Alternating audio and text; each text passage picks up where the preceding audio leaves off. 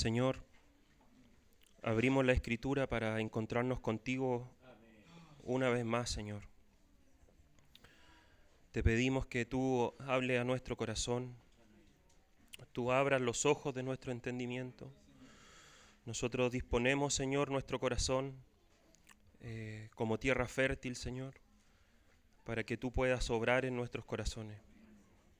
Señor, nosotros ponemos nuestros corazones en tus manos para que tú los moldees, Señor. Reconocemos tu señorío, tu autoridad, Señor, tu sabiduría. Y por qué no, Señor, también reconocemos el poder sanador que hay en ti. Por eso sabemos que estamos en las mejores manos, Señor. Amén. Amén. Hermanos, vamos a leer el capítulo 4 de Génesis. En verdad vamos a leer varios versículos, hermanos.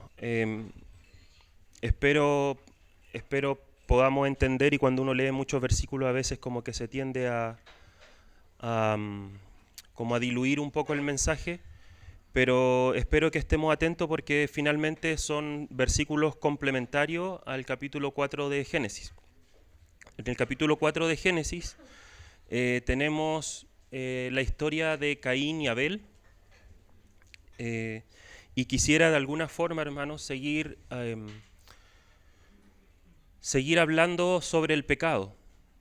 Hace un tiempo atrás, hace no mucho, compartí sobre Adán y Eva. Vimos lo que era el pecado, las consecuencias de la desobediencia, que al momento de pecar se activó, por decirlo de alguna forma, la conciencia en el ser humano y se dio cuenta que estaba desnudo. Y bueno, y leímos que hubieron consecuencias que están hasta el día de hoy. Y posteriormente a esta historia, cuando Adán y Eva son expulsados o el Señor los hace salir del huerto, comienza esta historia de Caín y Abel, que la verdad, hermano, es bastante corta. No hay como una introducción o una pasada como conectora entre la historia de Adán y Eva con Caín y Abel. Se narra la historia y después cambia y sigue. Entonces es algo que es un texto que es conocido por todos, pero no entrega muchos detalles con respecto al por qué se dieron ciertas situaciones, pero sí los podemos encontrar en el Nuevo Testamento. ¿Ya? Entonces, vamos a leer el capítulo 4, vamos a leer del versículo 1 al 11. Conoció Adán a su mujer Eva, la cual concibió y dio a luz a Caín, y dijo: por voluntad de Jehová he adquirido varón. Después dio a luz a su hermano Abel, y Abel fue pastor de ovejas, y Caín fue labrador de la tierra. Y aconteció, andando el tiempo, que Caín trajo del fruto de la tierra una ofrenda a Jehová, y Abel trajo también de los primogénitos de sus ovejas, de lo más gordo de ellas. Y miró Jehová con agrado a Abel y a su ofrenda. Pero no miró con agrado a Caín y la ofrenda suya, y se ensañó Caín en gran manera, y decayó su semblante. Entonces Jehová dijo a Caín: ¿por qué te has ensañado? ¿Y por qué ha decaído tu semblante? Si bien hiciereis, ¿no serás enaltecido? Y si no hicieres bien, el pecado está a la puerta. Con todo esto, a ti será su deseo, y tú te enseñorearás de él. Y dijo Caín a su hermano Abel: salgamos al campo. Y aconteció que estando ellos en el campo, Caín se levantó contra su hermano Abel y lo mató. Y dijo a Caín: ¿dónde está Abel tu hermano? Y él respondió: no sé, ¿soy yo acaso guarda de mi hermano? Y él le dijo: ¿qué has hecho? La voz de la sangre de tu hermano clama a mí desde la tierra. Ahora pues, maldito seas tú de la tierra, que abrió su boca para recibir de tu mano la sangre de tu hermano. Amén. Vamos a leer eso. Ese es el texto base, por decirlo de alguna forma. Vamos a leer algunos textos que nos ayudan a entender cuál es la interpretación que se le da a esto en el Nuevo Testamento. Abramos la escritura en Hebreos.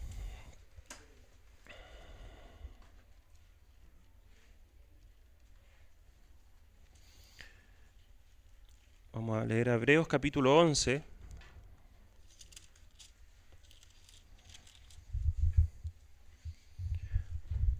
Versículo 4. Por la fe, Abel ofreció a Dios más excelente sacrificio que Caín, por lo cual alcanzó testimonio de que era justo, dando Dios testimonio de sus ofrendas, y muerto aún habla por ella. Hebreos capítulo 12, versículo 24.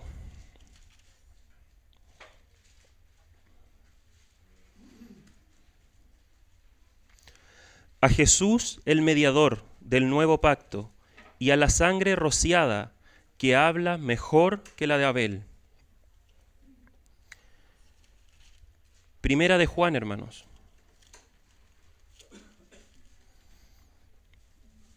Primera de Juan, capítulo 3, versículo 12. No como Caín, que era del maligno, y mató a su hermano. ¿Y por qué causa le mató? Porque sus obras eran malas, y las de su hermano justas. Judas, capítulo 1, versículo 11. Judas 1:11. Ay de ellos, porque han seguido el camino de Caín y se lanzaron por lucro en el error de Balaam y perecieron en la contradicción de Coré. Y por último, hermanos, el Evangelio de Mateo, capítulo 23,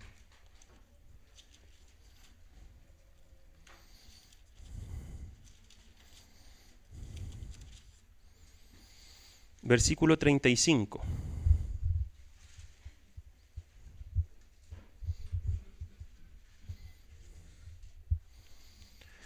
Para que venga sobre vosotros toda la sangre justa que se ha derramado sobre la tierra, desde la sangre de Abel, el justo, hasta la sangre de Zacarías, hijo de Berequías, a quien matasteis entre el templo y el altar. Amén. Entonces ahora volvamos de nuevo a Génesis 4.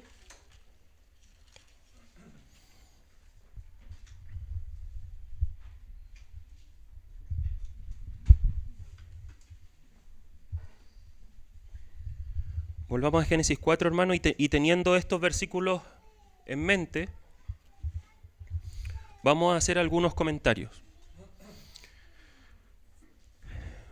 Lo primero, hermanos, y es muy importante decir, que no podemos interpretar esto como si fuese un cristiano bueno y un cristiano malo, ¿cierto? Porque el contexto es que estos dos jóvenes son los hijos de Adán y Eva.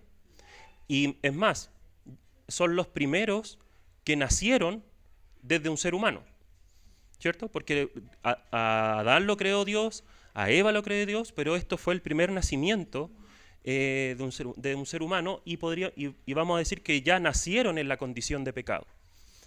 La vez pasada también hablamos del pecado y quisiera dar un ejemplo muy sencillo para que hagamos la diferencia que cuando hablamos en pecado singular y en pecados como plural.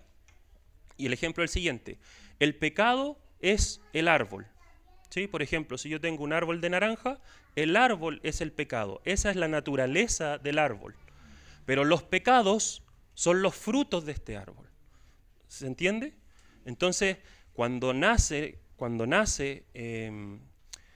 Caín y Abel, y desde aquí para adelante, todos los seres humanos nacen en la condición de pecado, ¿cierto? Y ahí es cuando el Señor da, en los evangelios dice, ¿acaso un árbol malo puede dar buen fruto?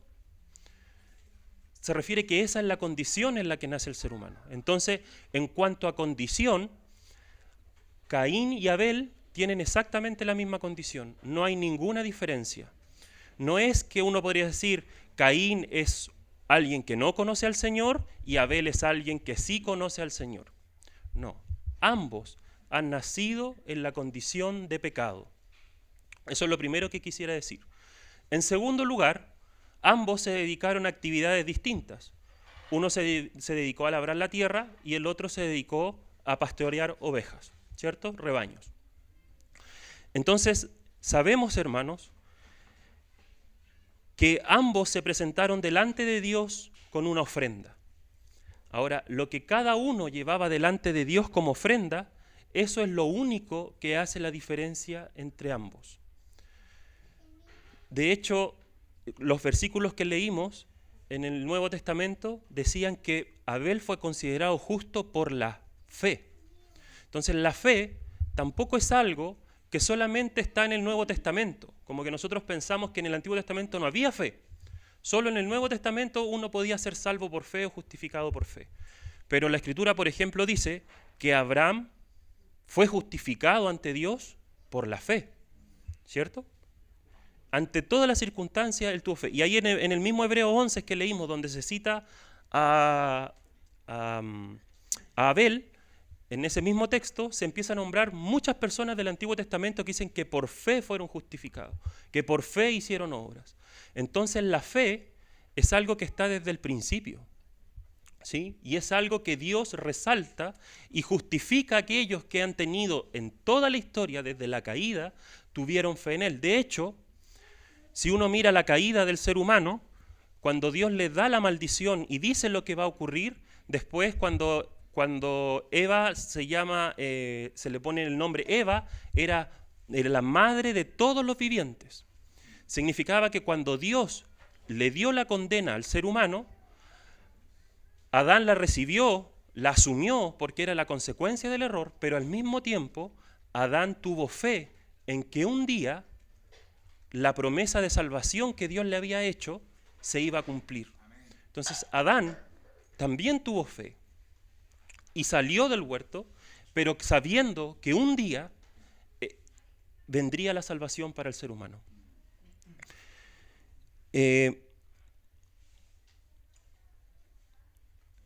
Entonces ambos tienen distintos servicios o distintos rubros, por decirlo de alguna forma, pero son igualmente en condición delante de Dios, pero la única diferencia entre ambos es que se presentaron con ofrendas distintas.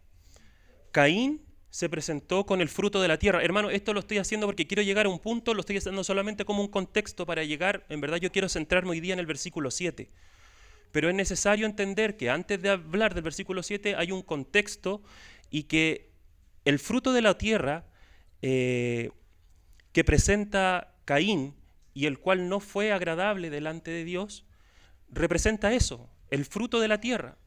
Y ustedes saben que en ese momento la tierra había sido maldita. ¿Lo recuerdan? Que la tierra iba a producir cardos, que con esfuerzo iba a tener que producir y que iba a ser Entonces hay una representación en el fruto que está en el sacrificio que está entregando Caín. Y él está entregando el fruto de la tierra, lo que a mí me costó sangre, sudor y lágrimas. Eso es lo que yo le estoy llevando a Dios. Eso es el sacrificio de Caín. Y nosotros, ¿cierto?, en nuestra bondad, que a veces creemos que somos más buenos que Dios, podríamos decir, pero ¿qué tiene de malo? ¿Cierto?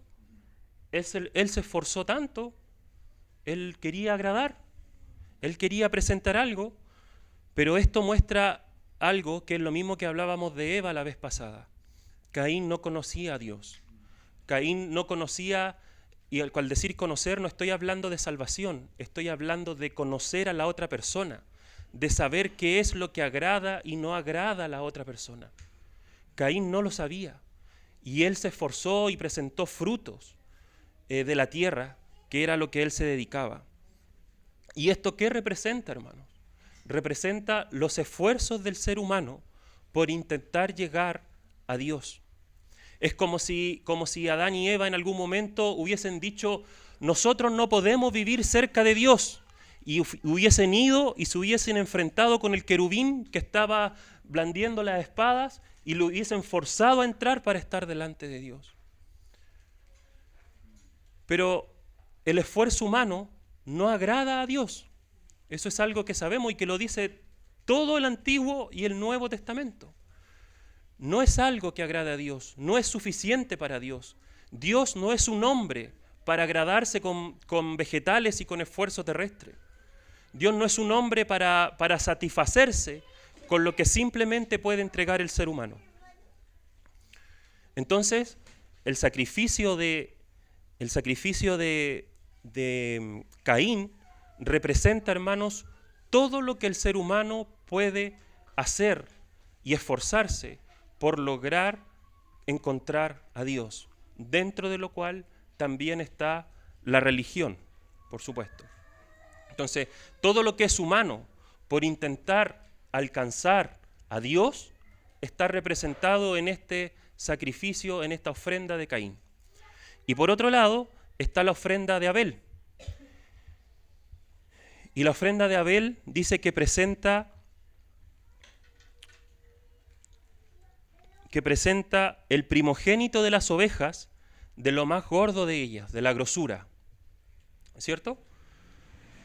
Ahora uno dice, bueno, cada uno presentó a lo cual se dedicaba, ¿cierto? Si él se dedicaba a la tierra, él iba a presentar de los de la tierra, y si él se dedicaba a la oveja, es natural que presente una oveja. Pero no es así, hermano. Abel no presentó ese sacrificio, esa ofrenda, por casualidad, porque era lo que él se dedicaba, sino porque él sabía que sin derramamiento de sangre no hay perdón de pecados. Abel sabía cuál era su condición. Adán y Eva le debieron haber dicho a sus hijos: nosotros nacimos en una condición en el jardín del Edén. Nosotros vivimos ahí, y le debieron haber contado toda la historia. Dios nos hizo ponerle nombre a los animales, Dios nos dijo que señoreáramos en este jardín, pero un día nosotros pecamos y el pecado se introdujo y fuimos expulsados. Y estas fueron las consecuencias de nuestra desobediencia. Y me imagino que Adán y Eva le debieron haber dicho: y cuando Dios nos estaba juzgando, cuando Dios estaba juzgando a la serpiente, cuando Dios nos estaba dando la promesa, cuando nuestros ojos cuando nuestra conciencia fue activa y nos dimos cuenta lo que era el bien y el mal, y nos dimos cuenta que estamos desnudos, y cuando nos dimos cuenta que sentíamos vergüenza y tuvimos que correr a escondernos en los matorrales, cuando estuvimos en nuestro peor momento, desnudos, Dios puso pieles para cubrir nuestra desnudez. Ellos le debieron haber dicho a sus hijos que hubo un derramamiento de sangre para que su desnudez fuese cubierta. No era algo que era ignorado por ellos. Abel no se estaba presentando por casualidad de esta manera. Entonces, hermanos, dice que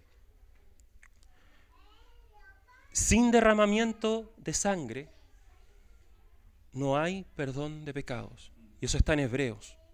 Pero desde el principio, recuerden que el sacrificio, el derramamiento de sangre de nuestro Señor Jesucristo no fue un plan B de Dios.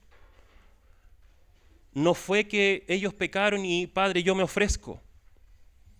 Padre, como ellos pecaron, yo los voy a ir a salvar. No fue algo que se ocurrió en ese momento, fue algo que estaba predeterminado desde la eternidad. Había un derramamiento de sangre que había sido planificado desde la eternidad.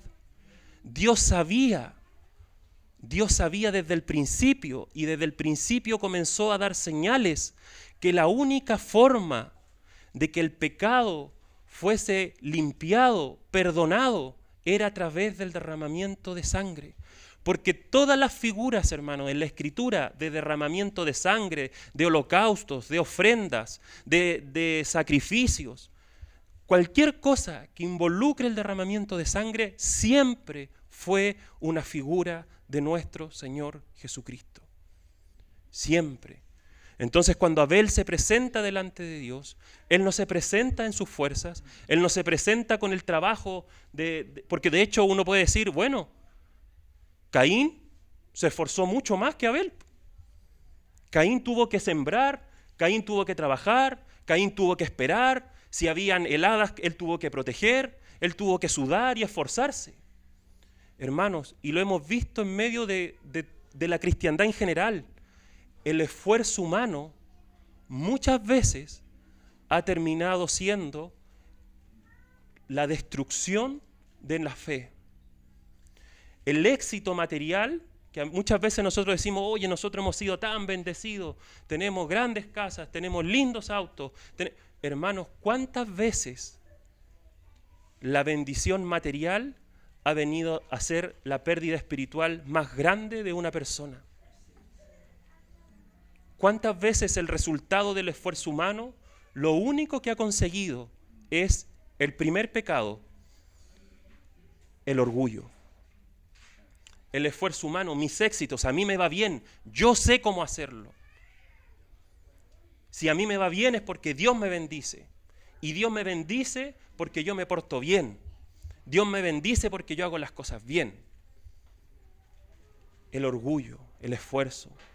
En todo sentido, hermano. No solo ese es un ejemplo que yo estoy dando en lo económico como un simple ejemplo. Pero ¿cuántas veces nuestro esfuerzo genera orgullo? Yo creo que siempre. Que tenemos una tendencia natural a querer conseguir algo por esfuerzo. Tenemos una tendencia natural a querer pensar que en algún momento cuando Dios nos salvó, algo debió haber visto. No, es que Él algo vio. Tiene que ser algo. Yo era pecador, yo tenía esa condición, pero Él debió haber visto que yo tenía un potencial tremendo. Entonces, Él sabía que estaba invirtiendo ahí. No, hermano. Los amaré de pura gracia. Los amaré de puro amor. 100% gracia, 100% amor, 0% esfuerzo, 0% mérito, ningún mérito. Eso es.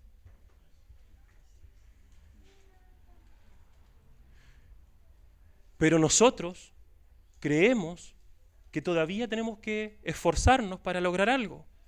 Queremos sentir orgullo, queremos que nos vean como que algo es nuestro, como que algo de lo que nosotros hacemos es un mérito. ¿Cuánto necesitamos, hermanos, mirar la cruz y dimensionar la gracia? Porque sin la gracia no hay nada. Sin la gracia solo hay arena. Y tarde o temprano, lo que construyamos fuera de la gracia se va a derrumbar. No hay nada más seguro en nuestra vida, hermanos. No hay nada más seguro que nuestra salvación. Si a ti te pregunta, tú, ¿qué es lo más seguro o qué es lo único seguro que tú tienes en tu vida? ¿Cuál sería nuestra respuesta? Mucha gente responde y dice, lo más seguro que yo tengo es mi familia. Que ellos nunca me dejarían. Ellos nunca me fallarían. Lo más seguro que yo tengo es mi trabajo. No, lo más seguro que tengo son mis capacidades. Porque si quedo o no quedo con trabajo no importa. Yo soy movido, yo sé. ¿Qué es lo más seguro que tienes, hermanos? Lo único que tienes en tu vida y que es seguro es tu salvación, que es dada por gracia, que es consecuencia de tu fe. Y aún nuestra fe es un regalo de Dios.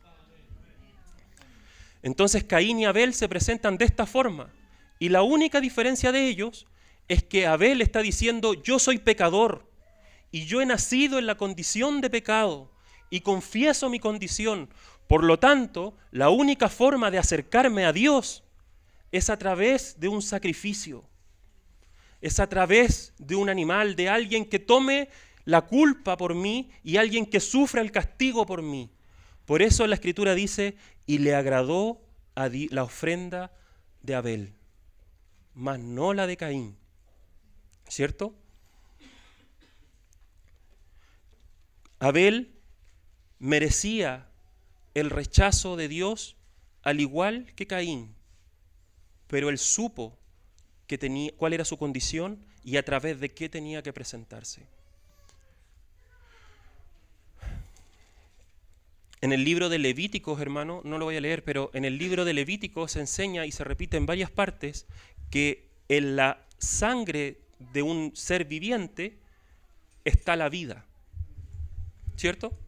En la sangre está la vida. Por eso cuando nosotros decimos, el Señor dio su vida por nosotros y derramó hasta su última gota de sangre en la cruz, cuando nosotros expresamos eso, estamos diciendo que el Señor en esa cruz derramó su vida por completo.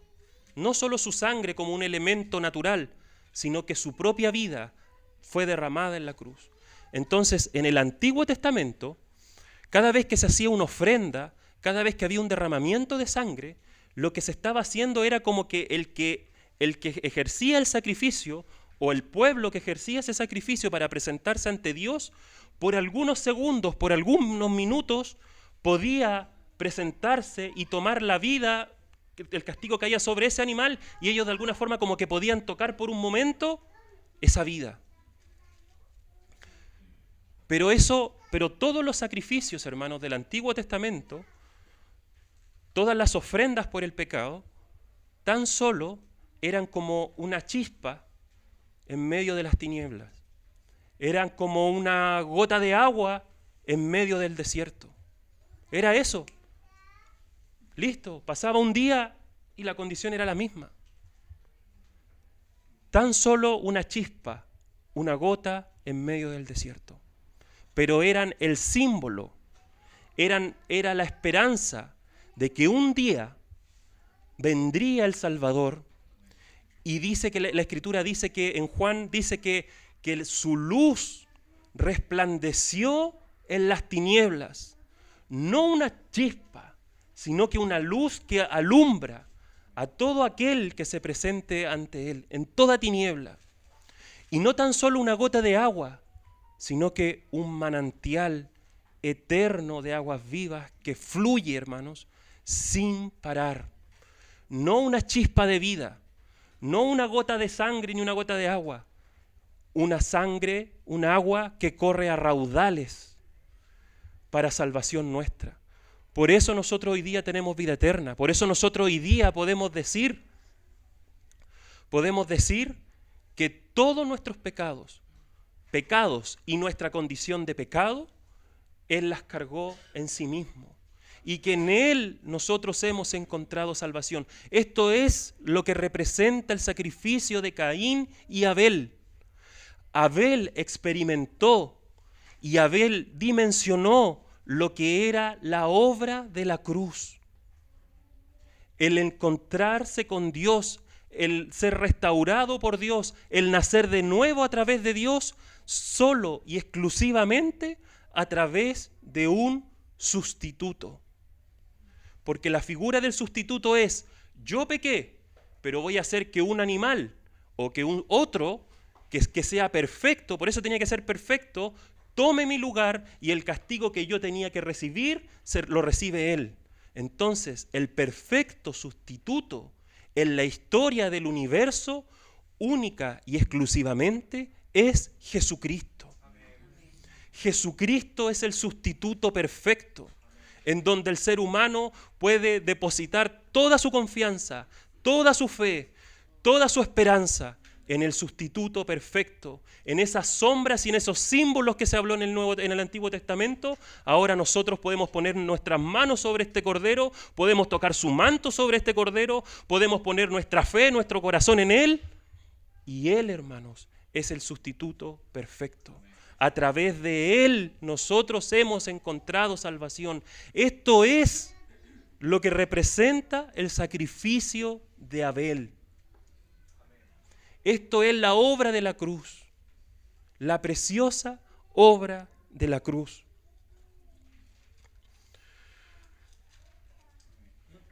Para confirmar eso vamos a leer un versículo, hermano, que está en Primera de Pedro.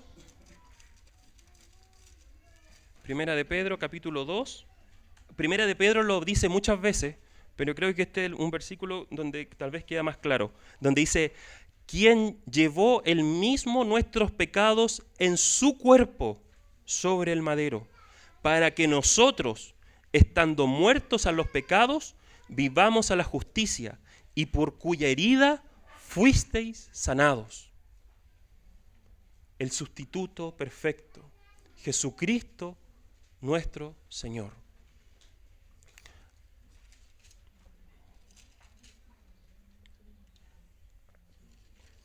Ahora, entendiendo eso, hermanos, que esa es la obra de la cruz y la única diferencia entre ambos que se presentan ante Dios, quisiera compartir o detallar más, centrarme más en el versículo 7.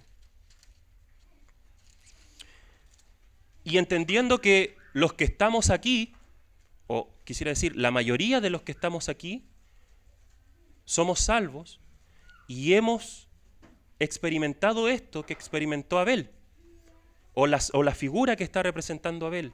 Nuestra fe está puesta en este bendito sustituto, por lo cual hemos recibido fe y salvación. Pero en ese contexto, fíjense que acá no es algo aplicable 100% a nosotros, pero Dios mismo le está diciendo a Caín un principio o una característica del pecado. Fíjense lo que le dice. Partamos desde el 6. Entonces Jehová dijo a Caín: ¿por qué te has ensañado? ¿Y por qué ha decaído tu semblante? O sea, después de lo que ocurrió, Caín quedó triste, quedó molesto. Y dice, si bien hiciereis. Ahora, ¿entendemos por qué la Escritura dice, si bien hiciereis? ¿A qué se está refiriendo con eso? ¿Se está refiriendo a su día a día? Le está diciendo a Caín, Caín, si tú te portas bien en tu día a día, ¿no serás enaltecido? ¿Eso le está diciendo? No le está diciendo eso, le está hablando con respecto a la ofrenda. Le está diciendo, si tu ofrenda fuese la correcta, no serás enaltecido, y si no hicieres bien, fíjense lo que dice, ¿cuál es el problema? El pecado está a la puerta. Hermano, esto que estoy diciendo, tenemos que aplicarlo en nuestra vida. Es una característica del pecado. El pecado está a la puerta. Con todo esto, a ti será su deseo y tú te enseñarás de él. Para decirlo más claro, yo lo anoté acá en la versión de la NTV y dice, serás aceptado si haces lo correcto. Pero si te niegas a hacer lo correcto, entonces, le dice, ten cuidado. El pecado está a la puerta, al acecho y ansioso por controlarte. Eso es lo que quiere el pecado. El pecado está a la puerta, está ansioso y está ansioso por controlarte. Pero tú debes dominarlo y ser su amo. ¿Sí? ¿Se entiende? Fíjense que el Señor le está diciendo, Caín presentó su ofrenda, aquí estamos en el entretanto, entre la ofrenda y el asesinato. Fíjense que Dios va donde Caín, antes, y le dice, Caín, ten cuidado en lo que estás confiando. De alguna forma está diciendo, ten cuidado donde está tu corazón. Porque donde está, bueno, eso sabemos, donde está nuestro corazón está nuestro tesoro, pero quiero decir algo más. El pecado, hermanos, en la concupiscencia de cada uno, se forma en el corazón y luego que se formó en el corazón, se transforma en un hecho. Entonces Dios está yendo donde Caín y le está diciendo, cuidado con el pecado. Cuidado con lo que estás haciendo, cuidado con lo que está subiendo a tu corazón. El pecado está al acecho. El pecado está ahí, está esperando la oportunidad. No te dejes dominar por él. Fue como un padre que va donde un hijo para advertirle y prevenir de que cometa un acto. Bueno, posteriormente a eso, sabemos que Caín no escuchó esas palabras y asesinó a su hermano. Pero el pecado que él cometió no nace en el momento de que él iba caminando con su hermano por el bosque y se le ocurrió en ese momento asesinarlo y lo ejecutó. El pecado venía produciéndose, ejecutándose, creciendo, amargando desde antes. ¿Sí? ¿Se entiende lo que quiero decir? Ya. Y eso, hermanos, quiero que leamos algunos versículos para confirmarlo. En en Romanos.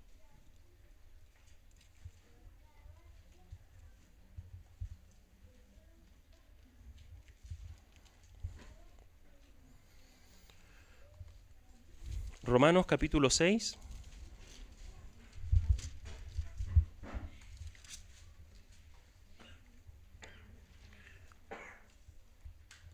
Versículo 11. Fíjense lo que dice. Así también vosotros consideraos muertos al pecado, pero vivos para Dios en Cristo Jesús, Señor nuestro. No reine pues el pecado en vuestro cuerpo mortal, de modo que lo obedezcáis en sus concupiscencias, ni tampoco presentéis vuestros miembros al pecado como instrumentos de iniquidad, sino presentaos vosotros mismos a Dios como vivos de entre los muertos, y vuestros miembros a Dios como instrumentos de justicia. Porque el pecado, fíjense este 14, es muy parecido a lo que el Señor le dice a Caín, porque el pecado no se enseñoreará de vosotros, pues no estáis bajo la ley, sino bajo la gracia. ¿Sí? Vamos a leer también en Santiago.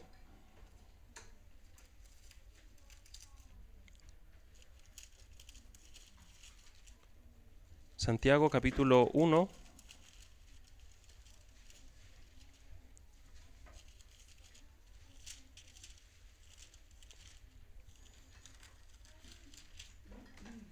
Versículo 15. Fíjense lo que dice. Entonces, la concupiscencia son todos los deseos desordenados, pecaminosos, que nacen desde el interior. Dice, entonces la concupiscencia, después que ha concebido, o sea, después que se ha gestionado en el corazón, da a luz el pecado. Y el pecado, siendo consumado, da a luz la muerte.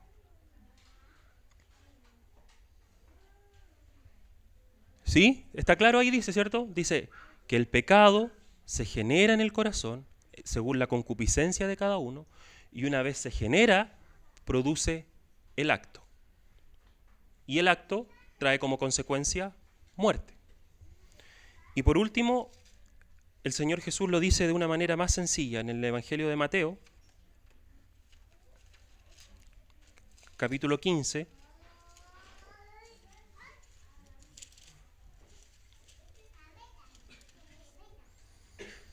versículo 19.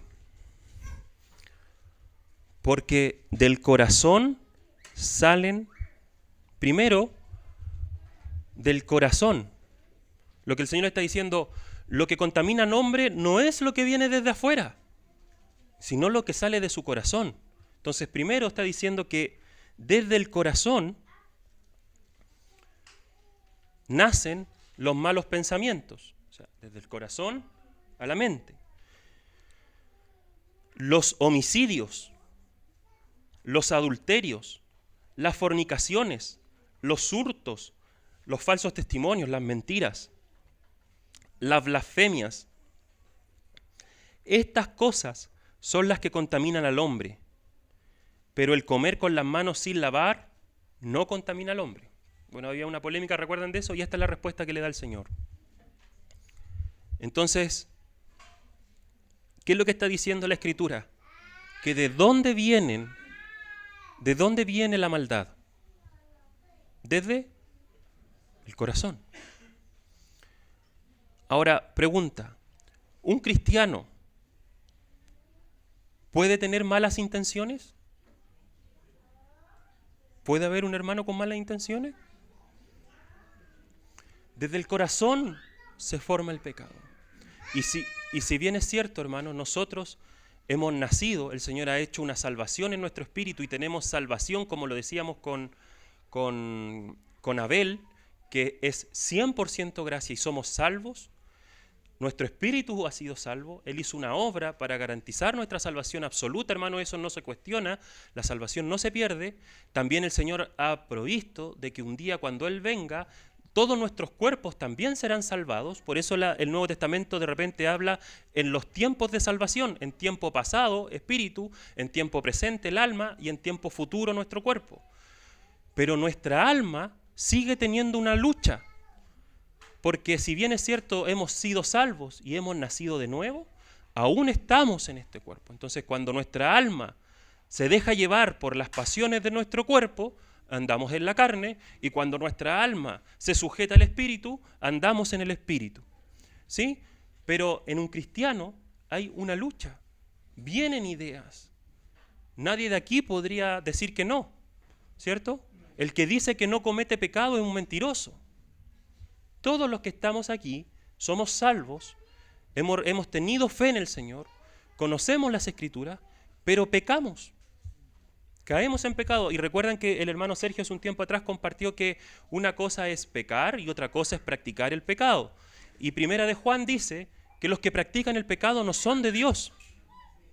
¿Recuerdan? Entonces, lo que yo quiero decir, hermanos, con esto del pecado, que se ve muy bien en la figura cuando Dios le va a hablar a Caín, y los 3 versículos que leímos del Nuevo Testamento, yo no quiero compartir hoy día pensando, hermanos, o esperando que cuando termine la reunión, todos vamos a terminar llorando pidiendo perdón por nuestros pecados.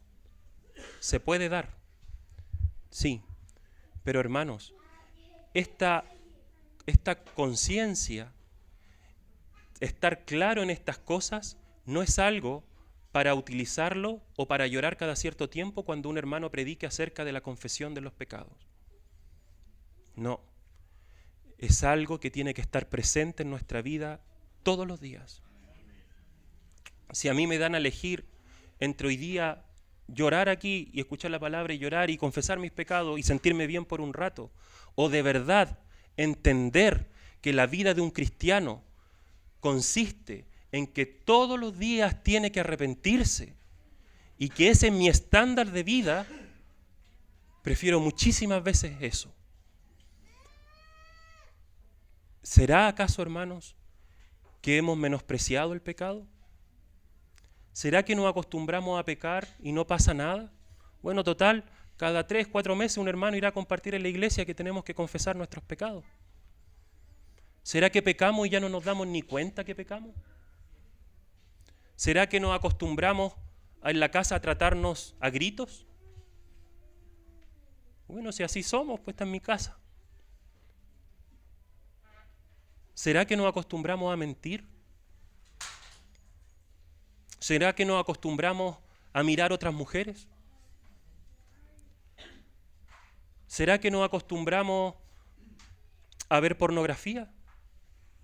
Es normal y el mundo te dice que es normal. ¿Será que la esposa se acostumbró a menospreciar al esposo? ¿Será que el esposo se acostumbró a tratar mal a su esposa? ¿Será que es normal? ¿Será que es normal que los hijos se acostumbraron a faltarle el respeto a sus padres? ¿Será que es normal que los padres se acostumbraron a irritar y a exasperar a sus hijos?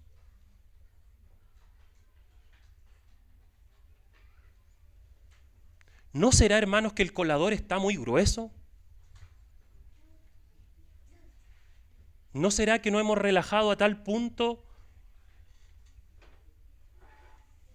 que nos acostumbramos a vivir como nosotros queremos?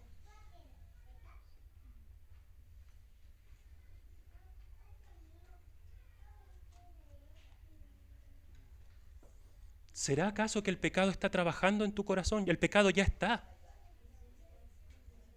El pecado ya se está formando. Y si tú diste espacio para que el pecado empezara a anidarse y a crecer, después va a pasar a tu mente y después se va a traducir en un hecho.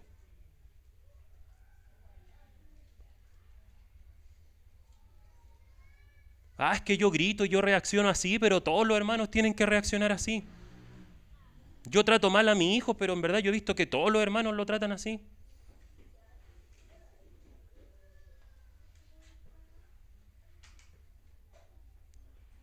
¿Será eso, hermanos? Yo creo que es bueno detenerse a pensar, porque la Escritura nos llama a vivir en santidad. Pero cuando la Escritura nos llama a vivir en santidad, tendemos a pensar en pecados extremos. Tendemos a pensar, bueno, yo estoy en mi casa, seré mañoso, seré inconstante, no cumpliré con mi labor pastoral como como jefe de hogar, pero yo no le soy infiel a mi esposa. ¿Será que ando hablando mal del... Bueno, yo hablo mal de los hermanos, que me caen algunos mal, que otros me caen bien, que este de acá es un mentiroso, que cómo se da testimonio este hermano de acá, pero yo no mato a nadie.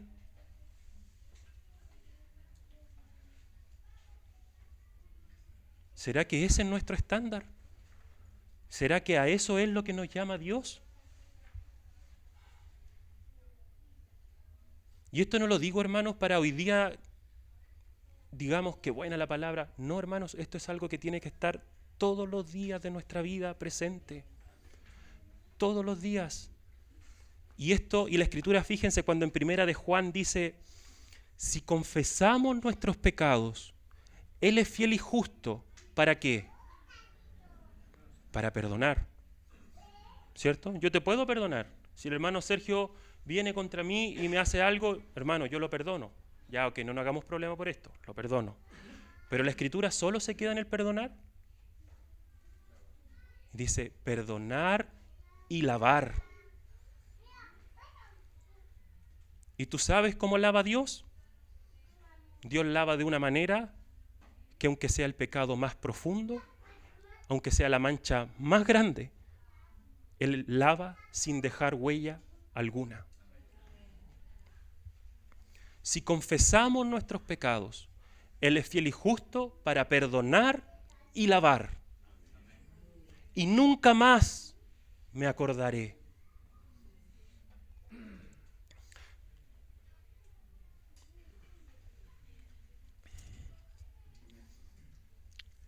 ¿Será que no estamos confesando a tiempo? ¿Y hemos dejado que pase el tiempo? Y lo que siento contra un hermano o cualquier pecado que tenga en mi casa, con mi esposo, con mis hijos, un pecado moral, ¿hemos dejado que crezca en silencio?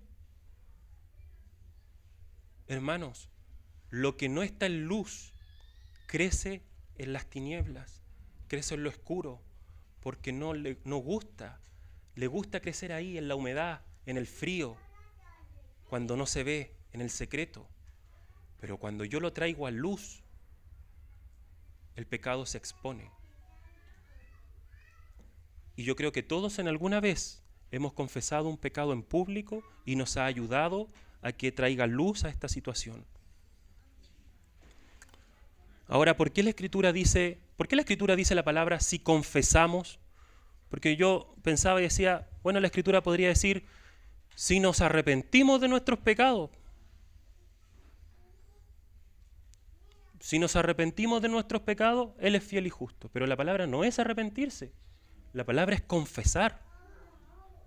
Porque yo podría hacer lo malo, yo podría cometer un error con alguien de aquí, y yo podría decir, bueno, sí, en verdad, no estuvo tan bien lo que hice. Me arrepiento. Me arrepiento, entonces estoy listo. Pero la Escritura no dice solamente arrepentirse. Después del arrepentimiento viene otra cosa. Es la confesión. Yo me arrepiento y después de arrepentirme, confieso. ¿Sí? Y la Escritura dice que si nosotros no hemos dañado unos con otros, confiésense las faltas los unos a los otros. Confiesen sus ofensas los unos a los otros. Ahora, ¿por qué nosotros no lo estamos haciendo todos los días? ¿Tenemos razones para confesar pecados todos los días? Sí, ¿cierto? Ahora, ¿por qué no lo hacemos?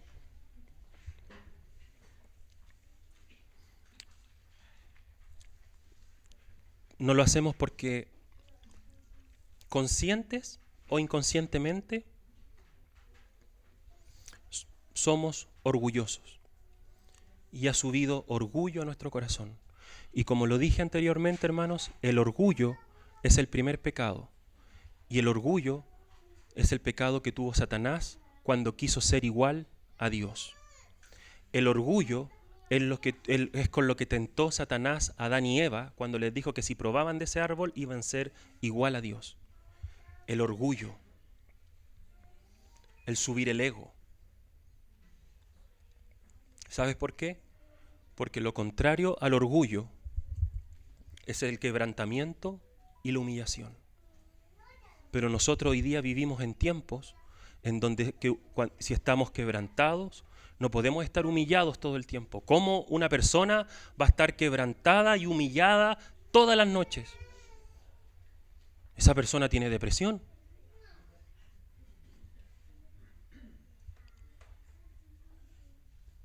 Ese es el camino angosto del cristiano.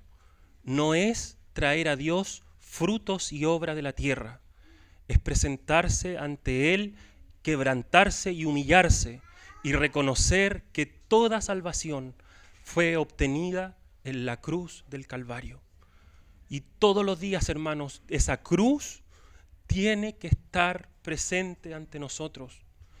Todos los días, hermanos. Todos los días tenemos que recordar que por esa cruz hoy día nosotros tenemos la capacidad de confesar y arrepentirnos de nuestros pecados para ser perdonados y para ser limpiados.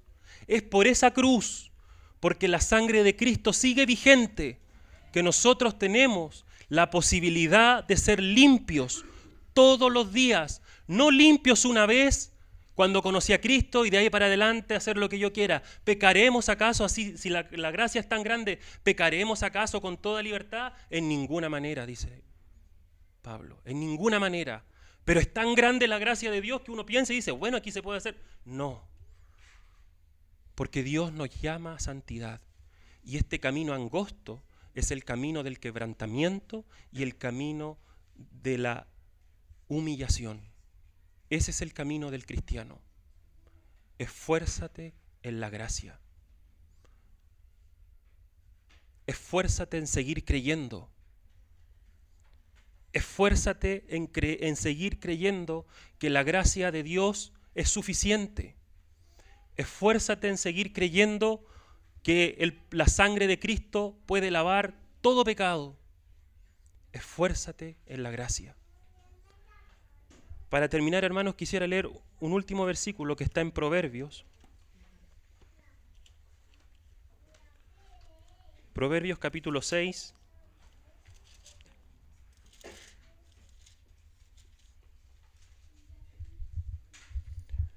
Versículo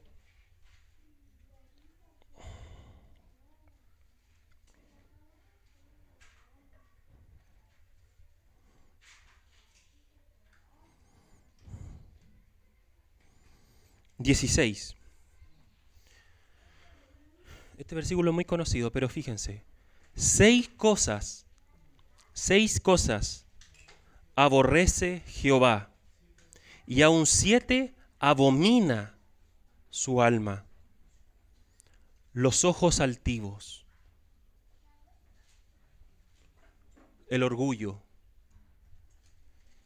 la lengua mentirosa, las manos derramadoras de sangre inocente, el corazón que maquina pensamientos inicuos, los pies presurosos para correr al mal, el testigo falso que habla mentiras y el que siembra discordia entre los hermanos.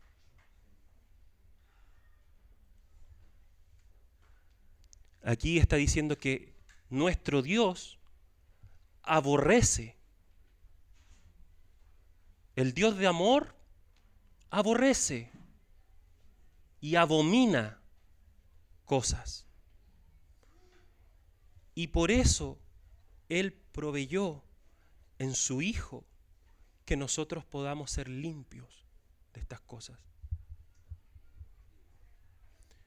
Entonces yo no lo digo para ahora, hermanos, lo digo para todos los días de nuestra vida. Confesemos nuestros pecados. Tiene que ser una práctica habitual. Tienes que confesar para ser perdonado y ser limpiado. Ese es el camino del cristiano. Perdonado y limpiado, perdonado y limpiado, perdonado y limpiado. Todos los días. Porque si no, hermanos, El pecado está al acecho. Y la herramienta que tenemos para vencer el pecado no es resistir bajo técnicas psicológicas, no es resistir bajo estrategias psicológicas, sino que nuestra única herramienta, y que ha sido provista de manera divina para nuestras vidas, es confesar, confesar, confesar. Y el Señor nos va a limpiar, limpiar, limpiar. Hermano, y alguien dirá, bueno, el hermano Esteban está diciendo que pequemos nomás y después confesemos y confesemos y confesemos y confesemos. No, porque cuando el Señor limpia, cuando el Señor por su Espíritu Santo toca nuestras vidas para perdonarnos y para limpiarnos, creo, hermanos, que difícilmente vamos a volver a caer en ese pecado, porque Dios no lava por encima. Dios lava de manera profunda. Y después no nos vamos a dar cuenta que ese pecado ya pasó, porque Él nos limpió. Que el Señor nos conceda este corazón, hermano, este corazón de todos los días, confesar para ser perdonados y limpiados. Si no somos perdonados, si no confesamos y no experimentamos el perdón y la limpieza de Dios, no se extrañen, hermanos, no se extrañen que su vida sea una vida cristiana mediocre. No se extrañen que se desanimen constantemente, que un día estamos acá y otro día estamos acá, de acá. No se extrañen que se vayan apagando, porque el pecado es astuto y nosotros no desconocemos las maquinaciones de Satanás. ¿Amén? Entonces el pecado no se vence con esfuerzo, el pecado se vence con confesar. Amén. El Señor nos bendiga.